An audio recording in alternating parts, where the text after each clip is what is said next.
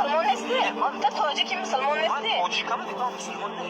مسلمان تو عرب. مسلمان نباشی. عرب مسلمان. گوش کن خداوند تو زن گفتی زن تا باور میکنی؟ ملکه. خداوند باور نمیکنی کو؟ من نگی نگفتم. من عرب برنامه الله من نگفتم زن تا. من تلفن کردم در پیش خودت کو. یک اگر آواز من نبروردم. گفتی زن تا باور نکن. فهمیدی؟ ایمان من کافر من نگفتم. من از خدا میترسم. الحمدلله من مسلمانم. الحمدلله این کلمه فهمیدی؟ تو خواب که تو خدا تا باور نداری. تو میگی تو تاجیکی؟ من تاجیک نمیدونم که تاجیک مسلمان. نه تو گوش کن مسلمانه نگو من تو چی باید مسلمانی خودت من سر مسلمان میکشی؟ نه. من مسلمان نه. بدیکا گپ راست. الحمدلله من مسلمانم. کلمه من بنده خداوندم. من از خداوند میترسم. ترس.